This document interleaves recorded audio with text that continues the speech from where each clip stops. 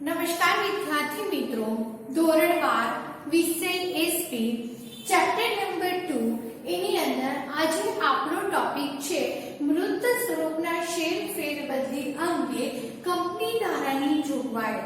વિદ્યાર્થી મિત્રો, ગયા લેક્ચરની અંદર આપણે મૃત સ્વરૂપ અને અમૃત સ્વરૂપ વિશે માહિતી લીધેલી છે। તો એની અંદર મૃત સ્વરૂપના શેર એટલે એવા શેર કીધા જેને આપણે ફિઝિકલ શેર તરીકે ઓળખીએ છીએ, જેની અંદર કંપની આપને શેર પ્રમાણપત્ર આપે છે। તો અહીંયા મૃત સ્વરૂપના શેર અંગે કંપની ધારાની જોગવાઈઓ એટલે કે મૃત સ્વરૂપના શેર જ્યારે મારી પાસે હશે તો એના માટે કંપની ધારાની કેટલીક જોગવાઈઓ લાગુ પડે છે। હવે એ કંપની ધારાની જોગવાઈઓ એટલે કઈ કઈ જોગવાઈઓ હશે તો એના વિશે આપણે અહીંયા માહિતી લેવાની છે। ચલો, મૃત સ્વરૂપના શેર એટલે આપણે કયા સ્વરૂપના શેર કીધા તો કે ફિઝિકલ શેર એટલે વાસ્તવિક શેર કીધા। ચલો, મૃત સ્વરૂપના શેર એટલે વાસ્તવિક શેર કીધું, એની અંદર કંપની ધારાની જોગવાઈઓ। તો જોગવાઈની અંદર શરૂઆત કરી આપણે, એની અંદર પહેલું જ છે શેર ફેરબદલી એટલે એવું કહેવા માંગે છે ક્વેશ્ચન આપને કે મારી પાસે મૃત સ્વરૂપના શેર છે, હવે આ શેરની હું ફેરબદલી કરવા જાઉં છું તો એના માટે કંપની ધારા 2003 ની અંદર મૃત સ્વરૂપને લઈને કેટલી જોગવાઈઓ છે સમજણ પડી? તો એના વિશે આપણે બધી જોગવાઈઓ આપેલી છે। એની અંદર પહેલું કીધું છે શેર ફેરબદલી ફોર્મ। મૃત સ્વરૂપના શેર છે એટલે સામાન્ય રીતે આપણી પાસે શેર પ્રમાણપત્ર હોવાનું જ છે। ઓકે, પહેલું મારું કામ શું છે? શેર ફેરબદલી ફોર્મ લેવાનું રહેશે। એની અંદર કીધું છે ખરીદનાર અને વેચનાર એ બંને પક્ષકારોના નામ, સરનામા અને સહી આવશ્યક છે। જો શેર ફેરબદલી ફોર્મ લેવાનું છે, એની અંદર ખરીદનાર અને વેચનાર શેરની ફેરબદલી બાળકો થાય ક્યારે? મારી પાસે શેર છે એટલે હું વેચનાર છું, સામે વ્યક્તિ ખરીદનાર છે તો ખરીદ વેચાણની પ્રક્રિયામાં આમને સામે વ્યક્તિ હોય તો ખરીદનાર અને વેચનાર ક્રિએટ થાય। તો ખરીદનાર અને વેચનાર એમ બંને પક્ષકારોના નામ, એમના સરનામા અને સહી, આ ત્રણ વિગત તમારે શેર ફેરબદલી ફોર્મની અંદર લખવી જરૂરી છે। ત્યાર પછી કીધું આવા પ્રકારના ફોર્મ કંપનીની રજિસ્ટર ઓફિસે, શેર દલાલ પાસેથી અને શેર બજારમાંથી મળે છે। આવા પ્રકારના શેર ક્યાંથી મળશે?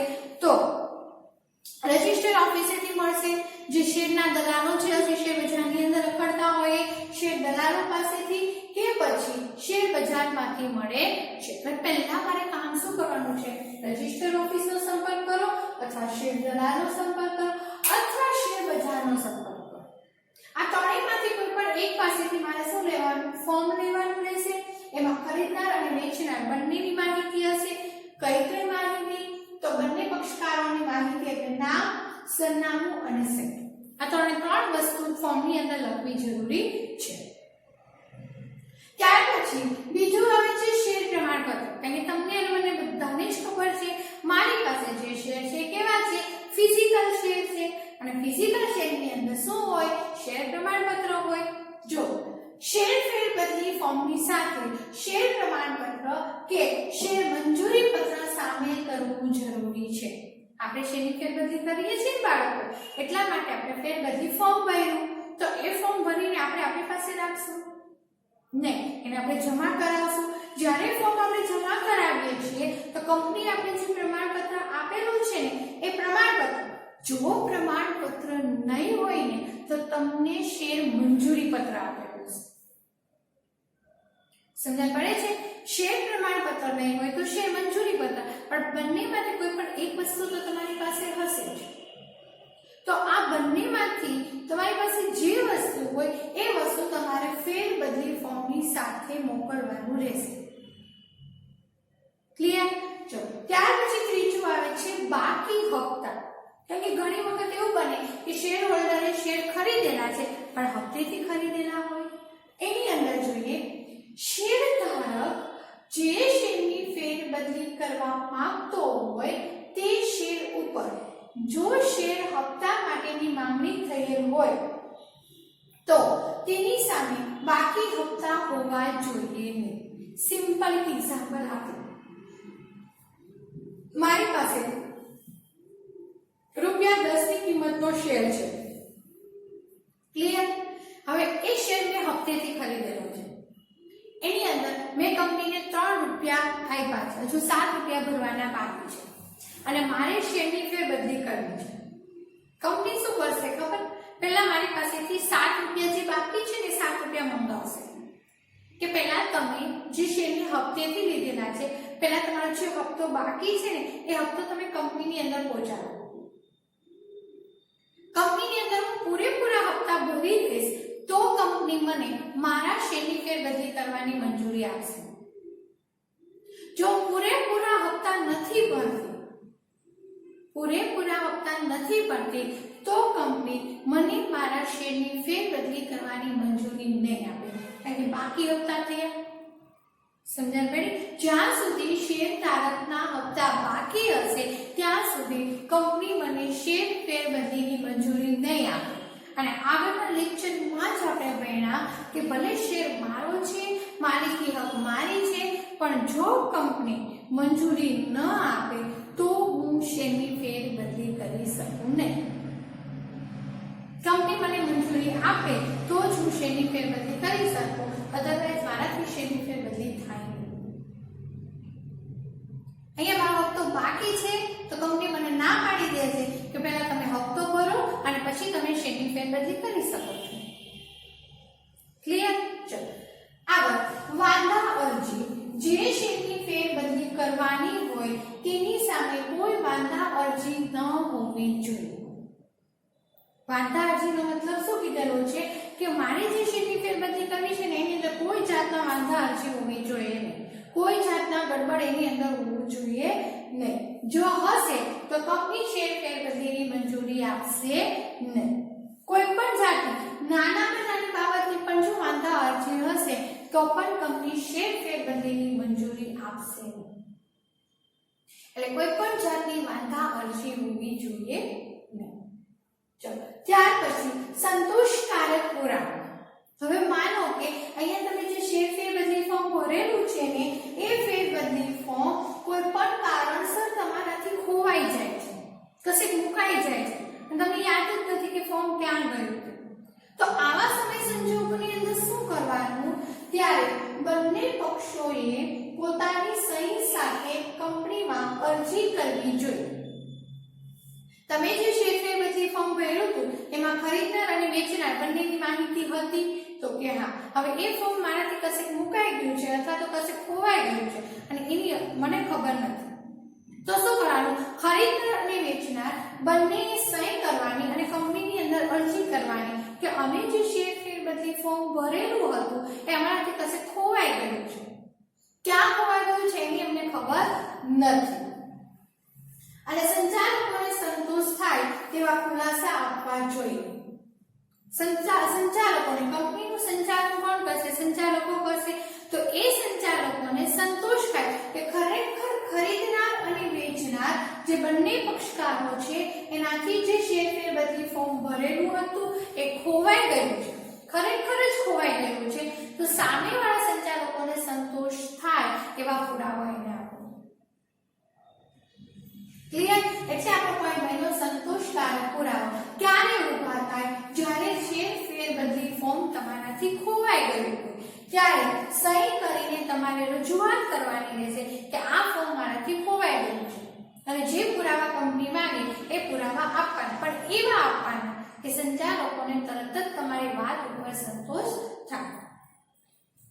ત્યાર પછી આગળ આવે છે લિયન હક, જે આપણે ઓલરેડી ચેપ્ટર નંબર 1 ની અંદર ભણી ગયેલા છે કે લિયન હક એટલે કે દેવાદાર વ્યક્તિ જે છે પોતાનું દેવું ચૂકવી શકે એવી પરિસ્થિતિમાં ન હોય ત્યારે લેણદારને દેવાદારની મિલકતો ઉપર કબજો કરવાનો, વેચાણનો કે લેણું વસૂલ કરવાનો જે અધિકાર મળે છે તેને કંપની ધારા 2013 મુજબ લિયન હક તરીકે ઓળખવામાં આવે છે. આપણે ચેપ્ટર નંબર 1 ની અંદર જોયું જેનું બીજું નામ છે વિશેષ હક. ચલો અહીંયા જે લિયન હક કોને કહેવાય?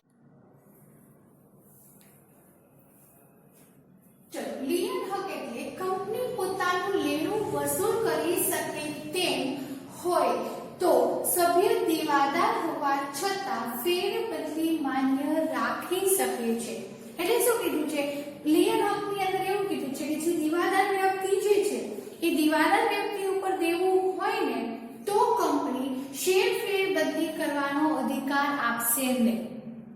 આવું ક્લિયર ની અંદર પણ અહીંયા એવું કીધું છે કે કંપનીને એટલો વિશ્વાસ હોય કે ભલે વ્યક્તિ દેવાદાર છે પણ ભવિષ્યમાં એ મારું દેવું ચૂકતી કરી શકશે. જો કંપનીને એટલો વિશ્વાસ હોય તો દેવાદાર વ્યક્તિ હોવા છતાં કંપની એને શેર ફેરબદલી કરવાની પરમિશન આપશે અને એને કહેવાય છે લિયન હક. ક્લિયર એટલું? ત્યાર પછી આવે છે સ્ટેમ્પ ડ્યુટી. જો એની અંદર શું કીધેલું છે કે શેરની બજાર કિંમત અનુસાર ફોર્મ ઉપર સ્ટેમ્પ લગાવેલી હોવી જોઈએ. ઓછી કિંમતની સ્ટેમ્પ ડ્યુટી લગાવેલી હોય તો સંચાલકો ફેરબદલીનો ઇનકાર કરી શકે છે. શેરની ફેરબદલી કરવી છે તેના પર સ્ટેમ્પ લગાવવાની. એ સ્ટેમ્પ વિદ્યાર્થી મિત્રો શેર ફેરબદલી ફોર્મની અંદર હશે. સમજાય મેડમ? સ્ટેમ્પ લગાવેલો હોવો જોઈએ. માનો કે શેર બજારની કિંમત ઉપર ડિપેન્ડ, જેટલી શેર બજારની કિંમત હોય એટલી સ્ટેમ્પ ડ્યુટી લગાવેલી હશે. હવે ઓછી કિંમત એટલે શેર બજારની કિંમત જે છે ને એની સાથે કમ્પેરિઝન કરવી છે કે ઓછી કિંમત એટલે બજાર કિંમત જે છે એના કરતા ઓછી કિંમતનો સ્ટેમ્પ લગાવેલો ન હોવો જોઈએ. એના કરતા ઓછી કિંમતનો સ્ટેમ્પ લગાવેલો હશે તો શું થશે? સ્ટેમ્પ ડ્યુટી ભરી શકશે. જે સ્ટેમ્પ ડ્યુટી જે છે એ સ્ટેમ્પ ડ્યુટીને માન્યતા મળશે નહીં. સ્ટેમ્પ ડ્યુટીને માન્યતા નહીં મળે એટલે તમને કંપની શેર ફેરબદલીની પણ પરમિશન આપશે નહીં. ક્લિયર? ચલો ત્યાર પછી નવા શેરધારકને શેર પ્રમાણપત્ર. હવે મારી કંપનીના જે લોકો નવા શેરધારક છે એને મારે શેર પ્રમાણપત્ર તો આપવું પડશે. પણ કંપની કીધું છે 1 માસમાં નવા શેરધારકને ફેરબદલી સાથેનું પ્રમાણપત્ર પહોંચાડવાનું રહેશે. કેટલો સમય આપવાનો કીધો? 1 માસ. 1 મહિનાની અંદર મારી કંપનીના જે નવા શેર હોલ્ડર છે એ લોકોને પ્રમાણપત્ર આપવાનું છે. કારણ કે કયા સ્વરૂપના શેર છે? મૃત સ્વરૂપના શેર છે એટલે પ્રમાણપત્ર આપવું કેવું છે? જરૂરી છે. ક્લિયર? ત્યાર પછી આવે છે ફેરબદલીનો અસ્વીકાર. આવું થઈ શકે? તો કે હા, ઘણી વખત આવું થાય કે કંપની ફેરબદલીનો અસ્વીકાર કરી શકે છે. જોઈએ એની અંદર શું કીધેલું છે તે રજિસ્ટ્રારે કે અદાલતે ફેરબદલી નહીં કરવાનો આદેશ આપ્યો હોય ત્યારે ફેરબદલીને નામંજૂર કરવામાં આવે છે. હવે રજિસ્ટર ઓફિસ છે કે અદાલતે એવું કહી દીધું છે કે ભાઈ તમે તમારા શેરની ફેરબદલી કરી શકશો નહીં. ફેરબદલીનો ચોખ્ખા શબ્દની અંદર ઇનકાર કરી દીધો છે તો કંપની ફેરબદલીનો અસ્વીકાર કરી શકે છે.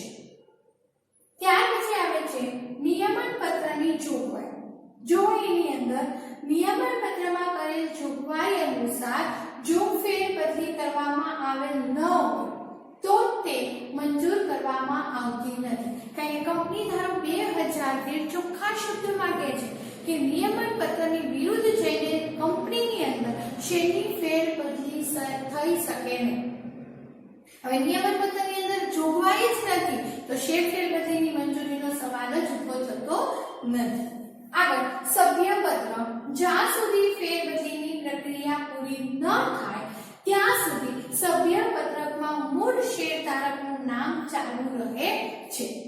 હવે શેર ફેરબદલીની પ્રક્રિયા ચાલુ જ છે તો જ્યારે પ્રક્રિયા ચાલુ હોય ને ત્યાં સુધી સભ્યપત્રકની અંદર એ સભ્યનું નામ શું છે? ચાલુ રહેશે. જેવી પ્રક્રિયા પૂરી થઈ જાય પછી તે સભ્યનું સભ્યપત્રકમાંથી નામ રદ થશે. ત્યાં સુધી નામ રદ થાય નહીં. આગળ ડિવિડન્ડનો હક. ફરજિયાત પ્રક્રિયા પૂરી થયેલ ન હોય તો મૃત્યુ પામેલ કે નાદાર સભ્ય ડિવિડન્ડ મેળવવા હકદાર છે. જો શું કીધું છે? ફરજિયાત હસ્તાંતરણની પ્રક્રિયા એટલે ફરજિયાત શેરની ફેરબદલી કરવાની છે. હવે આ પ્રક્રિયા પૂરી થયેલ ન હોય એટલે હજુ પ્રક્રિયા ચાલુ જ છે, પ્રક્રિયા પૂરી નથી થઈ તો એવા સમય સંજોગોની અંદર જો કોઈ શેરધારકનું મૃત્યુ થાય છે કે નાદાર જાહેર થાય છે તો એ સભ્યને ડિવિડન્ડ મેળવવાનો હકદાર છે. ટૂંકમાં એવું કીધું છે પ્રક્રિયા ચાલુ હોય ત્યારે. જો પ્રક્રિયા પૂરી થઈ જાય છે પછી ડિવિડન્ડ મેળવવાનો અધિકાર રહેતો નથી, પણ પ્રક્રિયા ચાલુ હોય તો ડિવિડન્ડ મેળવવાનો અધિકાર શેર ફેરબદલીના જે સભ્યો છે એટલે કે જે શેર હોલ્ડર છે એને મળે છે.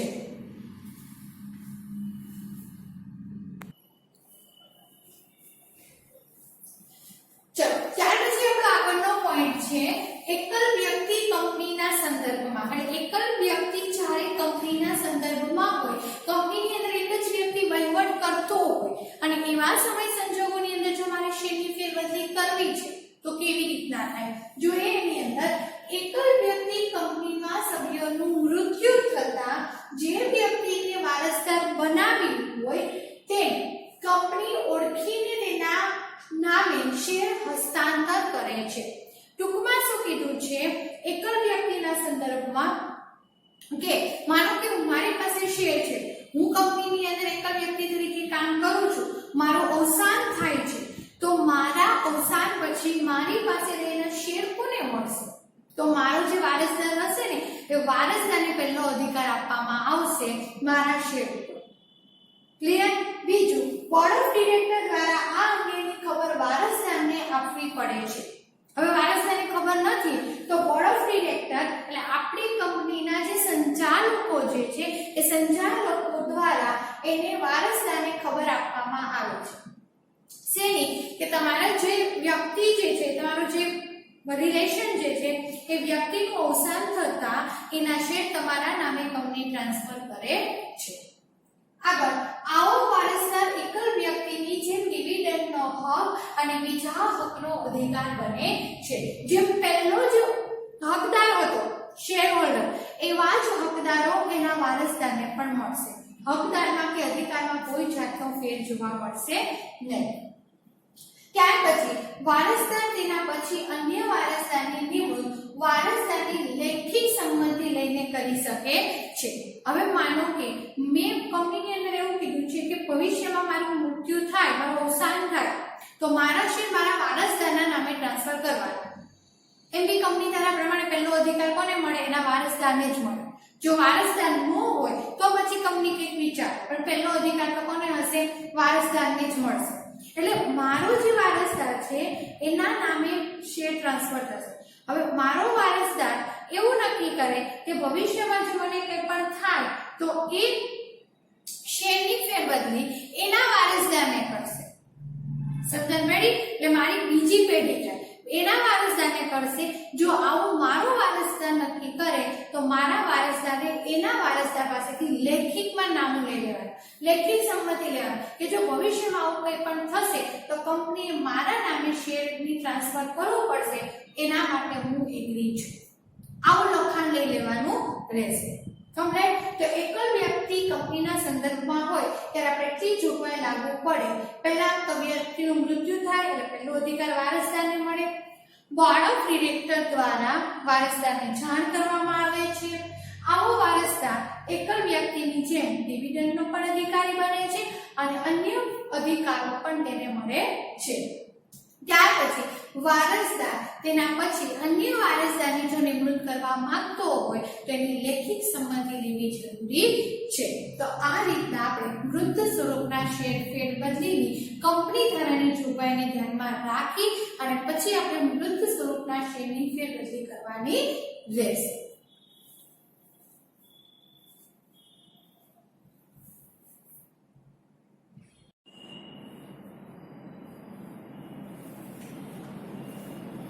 ચાલો બાળકો, ત્યાર પછી આપણો આગળનો ટોપિક આવે છે શેર ફેરબદલી અંગેની જોગવાઈઓ. બરાબર, મારે શેરની ફેરબદલી કરવી જ છે તો એના માટેની જોગવાઈઓ આપેલી છે. જોગવાઈઓ પર જઈએ એ પહેલા આપણે ચોખવટ કરી દીધેલી છે કે ભાઈ કંપનીની અંદર બે સ્વરૂપના શેર હોય છે. હવે એ બે સ્વરૂપ એટલે કયા? તો પહેલું કીધું મૃત સ્વરૂપના શેર અને બીજું કીધું અમૃત સ્વરૂપના શેર. હવે મૃત સ્વરૂપના શેર કોને કહેવાય અને અમૃત સ્વરૂપના શેર કોને કહેવાય? તો એના વિશે આપણે માહિતી લઈએ. તો મૃત સ્વરૂપના શેર, જેને બીજા શબ્દમાં વાસ્તવિક સ્વરૂપના શેર કીધેલું છે. મૃત સ્વરૂપને બીજું નામ આપ્યું છે વાસ્તવિક. ખાસ ધ્યાન રાખજો, મૃત સ્વરૂપના શેરનું બીજું નામ છે વાસ્તવિક સ્વરૂપના શેર. એની અંદર જોવો શું કીધું? અંગ્રેજીમાં આને ફિઝિકલ શેર તરીકે ઓળખવામાં આવે છે. મૃત સ્વરૂપના શેરનું ગુજરાતીમાં વાસ્તવિક કીધું, અંગ્રેજીની અંદર ફિઝિકલ શેર તરીકે ઓળખવામાં આવે છે. ફિઝિકલ મતલબ શું થાય છે? હાથ પર હોવું. ફિઝિકલ શેર તરીકે ઓળખવામાં આવે છે. ત્યાર પછી આગળ કીધું છે જેમાં શેર હોલ્ડર પાસે કંપનીએ આપેલા શેર પ્રમાણપત્ર હોય છે. તમે મૃત સ્વરૂપના શેર લેશો એટલે કંપની તમને શેર પ્રમાણપત્ર આપશે. હવે આ પ્રમાણપત્ર એટલે કેવું પ્રમાણપત્ર? જેને તમે હાથ ઉપર રાખી શકો છો. જેને તમે ટચ કરી શકો છો. સમજણ પડી? ફિઝિકલ નો મતલબ શું થાય? જે વસ્તુને આપણે ટચ કરી શકતા હોય, જે વસ્તુ આપણા હાથ ઉપર લઈ શકતા હોય એને કહેવાય ફિઝિકલ. તો શેર પ્રમાણપત્ર કંપની તમને આપે છે જે કાગળ સ્વરૂપે જોવાનું છે, તો એને તમે ટચ કરી શકો છો, તમારા હાથમાં એને રાખી શકો છો, તે તમારું ફિઝિકલ શેર થઈ ગયા. ક્લિયર? આગળ શેર પ્રમાણપત્રમાં શેર ધારણ કરનારનું નામ, શેરની સંખ્યા, શેરની કિંમત, કંપનીનું નામ અને કંપનીની સામાન્ય મોહર હોય છે. હવે શેર પ્રમાણપત્રની અંદર કઈ કઈ વિગતો હશે?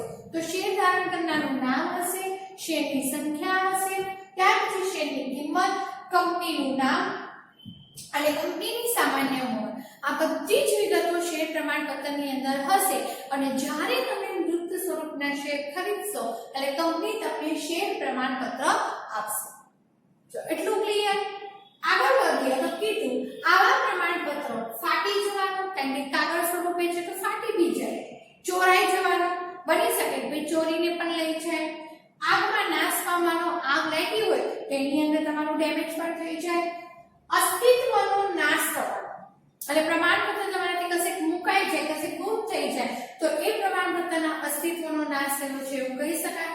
આ બધા પ્રોબ્લેમ ક્રિએટ થવાનો ભય મૃત સ્વરૂપના શેરની અંદર જોવા મળે છે. કેમ? કારણ કે કાગળ સ્વરૂપે છે.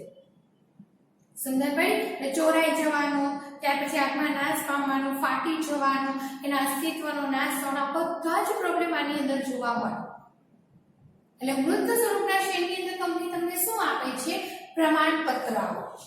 ચલો આ છે મૃત સ્વરૂપના શેરની વાત. ત્યાર પછી આવે છે અમૃત સ્વરૂપના શેર.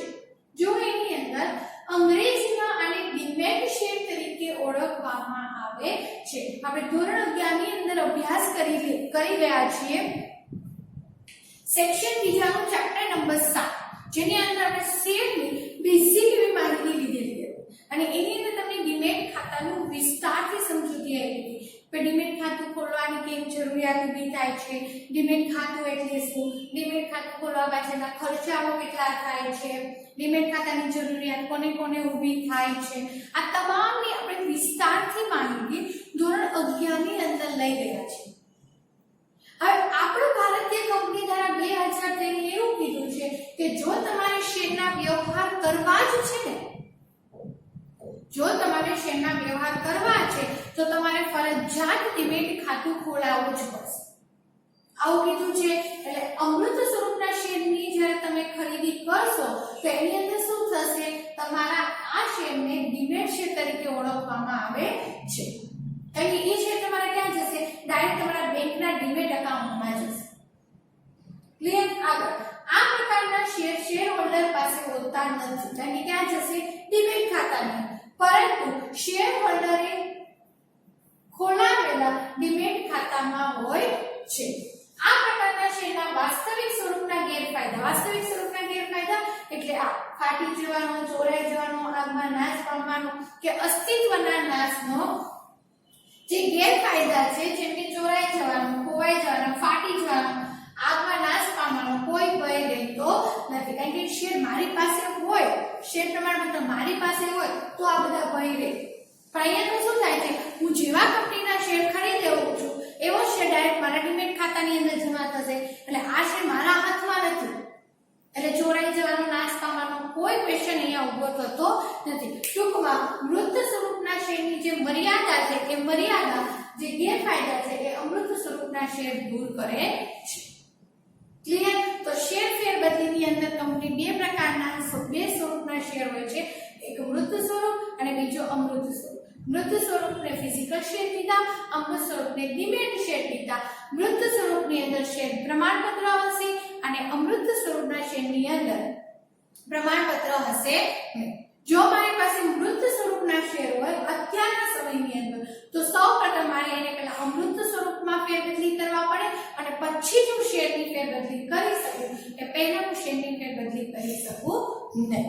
કારણ કે અત્યારે ડિમેટ શેર વેલિડ છે, આ મૃત સ્વરૂપના એટલે ફિઝિકલ શેર વેલિડ નથી. ભલે તમારી પાસે હોય નો ડાઉટ, પણ તમારે એમને શું કરવાનું? પહેલા ડિમેટ શેરની અંદર કન્વર્ટ કરવા. કન્વર્ટ થઈ જાય ડિમેટ શેરની અંદર પછી જ હું એ શેર વેચવા માટે બહાર પાડી શકું ત્યાં સુધી હું એ શેરનું વેચાણ કરી શકું નહીં. આવું કંપની ધારો 2013 કહે છે. ક્લિયર? તો આ છે શેર ફેરબદલી અંગેની જોગવાઈ.